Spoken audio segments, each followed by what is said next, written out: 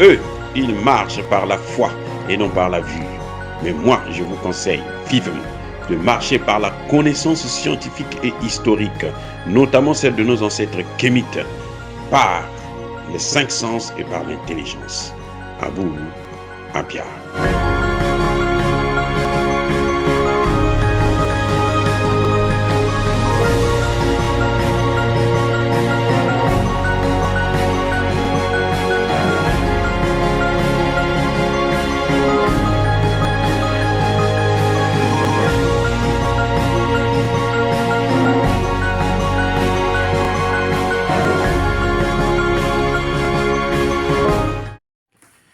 Otep à tous, bienvenue sur la chaîne des panafricanistes par essence, par conviction et par excellence.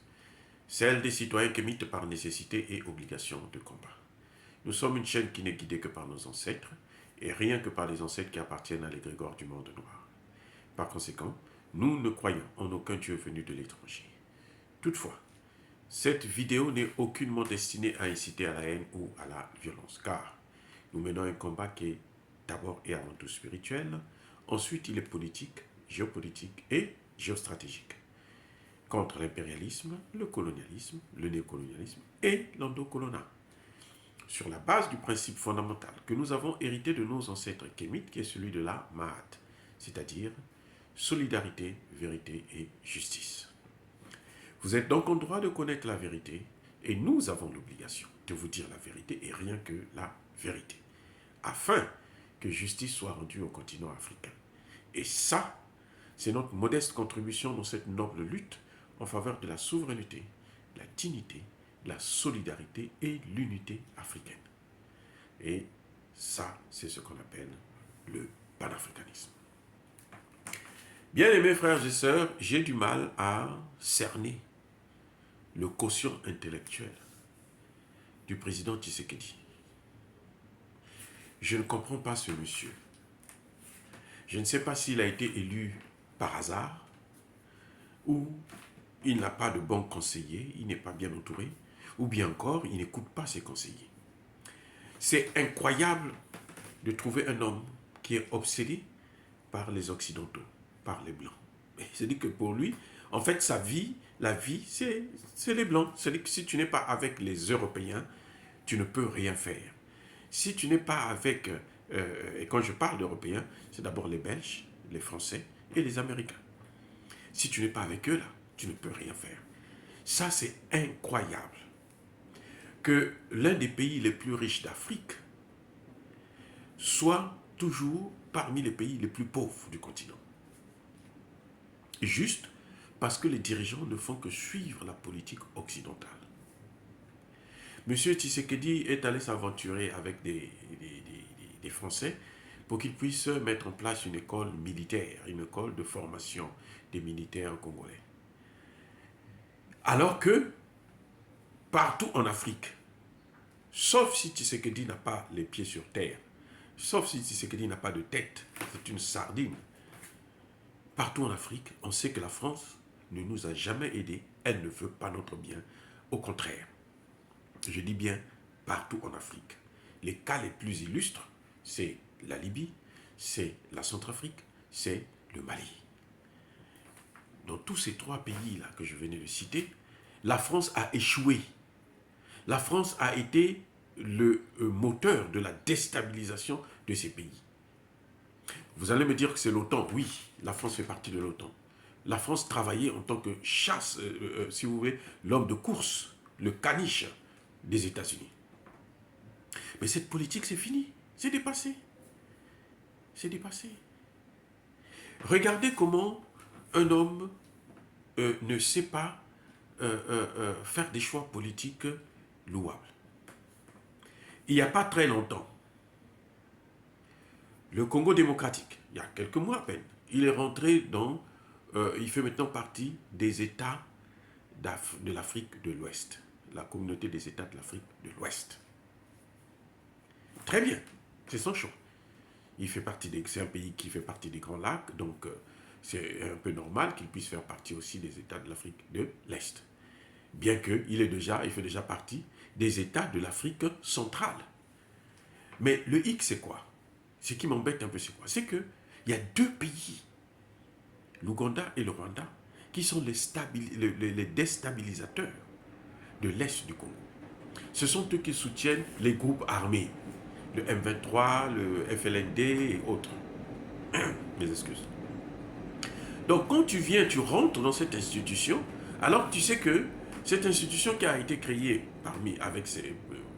par ces pays-là, qui sont en train de déstabiliser le tien, c'est que tu as un problème grave. Et maintenant, comme si ça ne suffisait pas, messieurs demandent une intervention d'une force sous-régionale. Une force sous-régionale. Cette force sous-régionale sera composée de qui? Des Rwandais, des Ougandais, des... Attendez, écoutez. Vous demandez à ceux qui soutiennent ces groupes armés de mettre en place une force pour qu'ils puissent venir combattre les mêmes groupes armés que eux ils soutiennent. Bien aimés frères et sœurs, il y a quelle logique là? La communauté des États de l'Afrique de l'Est, vous allez trouver le Rwanda et l'Ouganda en bonne partie. Et ce sont des pays qui sont soutenus par les Occidentaux qui travaillent avec nos ennemis éternels. Ceux qui n'ont jamais voulu le développement de l'Afrique. Ceux qui nous ont colonisés, qui nous ont pris en esclavage et qui continuent à nous recoloniser. On ne peut pas pactiser avec le diable comme ça. Je comprendrais mieux que Tshisekedi, le président Tshisekedi, se tourne vers les États de l'Afrique centrale pour leur demander une intervention, de mettre en place une force qui va intervenir. Encore, c'est discutable. Mais l'Afrique de l'Est, demander au Rwanda de venir combattre le M23 au Congo, mais c'est comme si vous lui donnez encore la possibilité de détruire encore plus. C'est ça ce qui a fait que la France échoue, Barkhane échoue au Mali. Parce que les mercenaires, les djihadistes, les terroristes sont là du fait de la France. C'est la France qui les a amenés au Mali pour faire ce qu'ils sont en train de faire. Et vous demandez à la France de les combattre. C'est idiot. C'est-à-dire que quand Ibeka et les autres signaient ces accords, il n'y avait pas plus idiot que ça. Je suis désolé d'être un peu dur et peut-être même grossier, mais on ne peut pas continuer à être toujours là, à subir à cause des dirigeants qui ne comprennent absolument rien. Il n'a qu'à repartir à l'école s'il veut vraiment commander. Voilà. La solution a été trouvée par le Parlement congolais. Ils ont signé des accords avec ils ont demandé à Tshisekedi de signer des accords avec la Russie. Actuellement, le partenaire le plus fiable en matière de sécurité en Afrique, c'est la Russie. Je répète, le partenaire le plus fiable en matière de sécurité en Afrique, c'est la Russie. C'est même pas la Chine, la Russie. En tout cas, en ce qui concerne la sécurité. Parce qu'avec les Russes, vous allez acheter des armes. Vous leur donnez de l'argent, ils vont vous donner des armes. Et de bonne qualité. Alors qu'avec les Français, vous leur donnez de l'argent, ils dépensent l'argent, ils prennent l'argent et ils ne vous donnent pas le produit. S'ils vous donnent le produit, ils vous donnent un produit qui est inutilisable, qui n'est pas pratique, qui ne servira à rien. On l'a vu au Mali. Mais il faut, M. Tshisekedi doit au moins suivre, tirer les leçons de ce qui est en train de se passer. L'histoire est en train de se passer devant nous. Ce n'est pas quelque chose de l'époque de Lumumba où le père de Tshisekedi n'avait pas hésité de dire que Lumumba c'est un crapaud. Voilà. Il faut le rappeler tout le temps parce que c'est l'avenir d'un continent. C'est l'avenir d'un pays. On ne peut pas continuer comme ça. Et qui doit financer cette force? Écoutez bien, qui doit financer? Il dit que d'après les accords qu'ils ont eu bidon, chaque pays devrait soutenir sa force. Et l'Union africaine devrait investir, ainsi que l'Union européenne. Mais enfin, quand même. Jusqu'à quand? Qu'est-ce qu'il faut pour Tshisekedi pour qu'ils comprennent que notre problème, c'est l'Union européenne. Notre problème, c'est l'Occident. Le problème de l'Afrique, c'est d'abord l'Occident.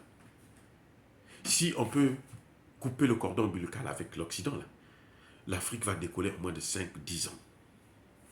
Regardez Emmanuel Macron en train de courir là actuellement en Afrique encore. Vous savez pourquoi? Pour aller sauver le franc CFA. Parce qu'il sait que le Cameroun et la plupart des pays de l'Afrique centrale n'en veulent plus. Donc il part là-bas pour encore faire des pressions, pour manipuler Paul Biya et les autres. J'espère que celui-là, le petit vieux, ne va pas tomber.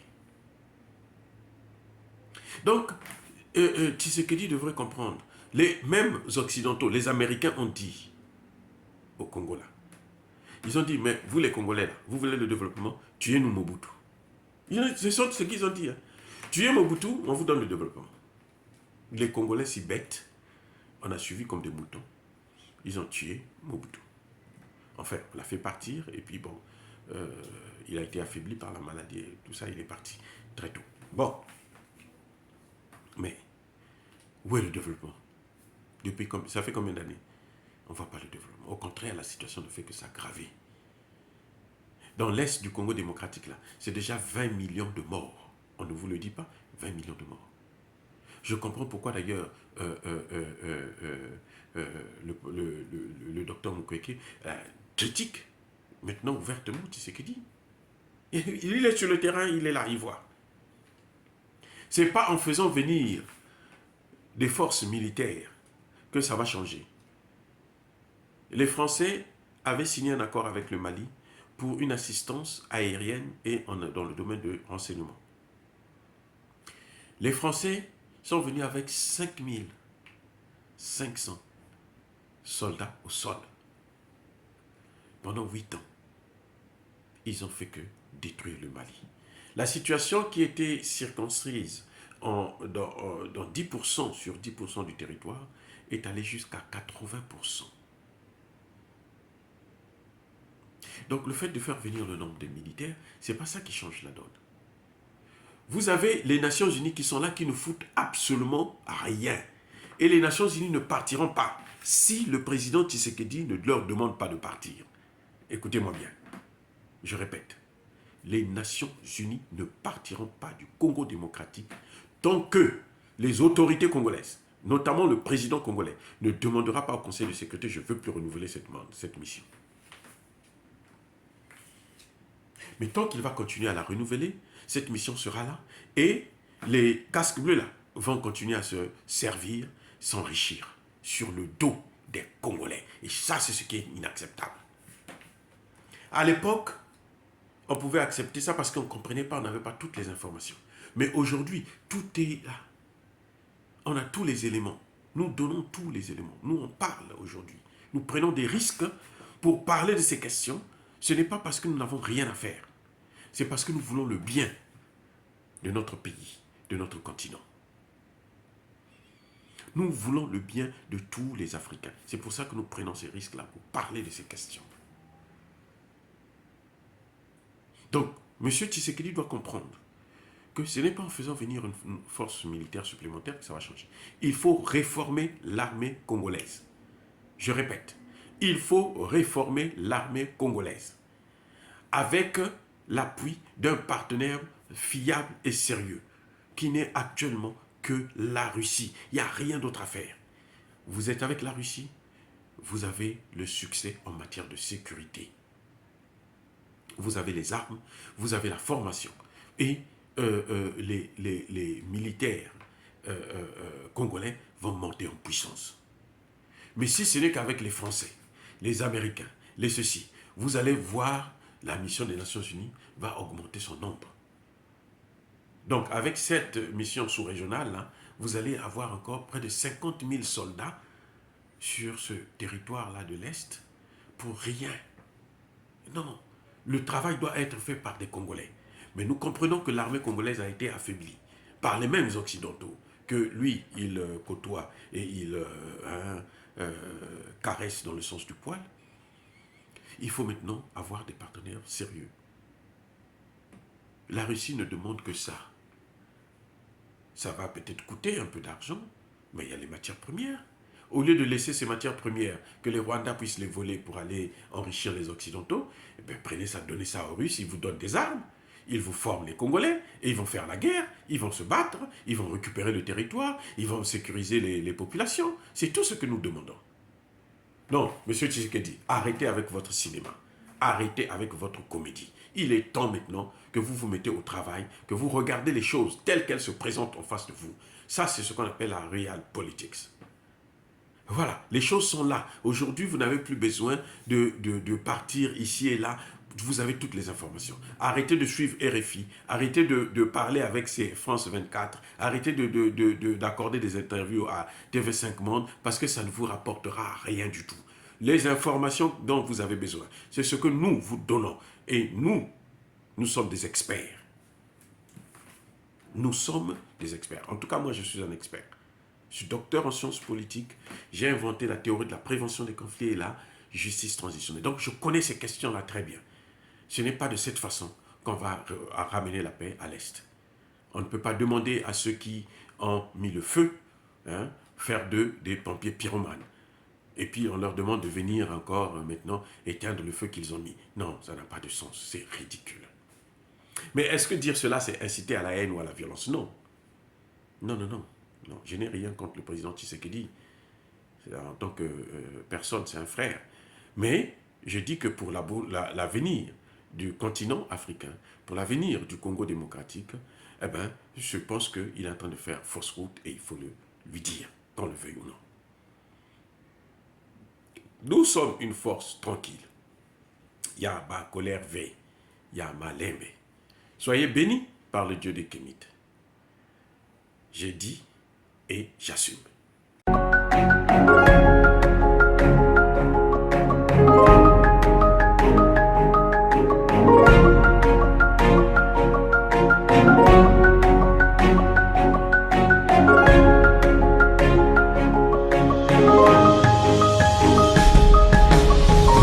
Bien-aimés frères et sœurs, vous connaîtrez la vérité et la vérité vous affranchira. Ça, c'est pas moi qui le dis, c'est la Bible qui le dit.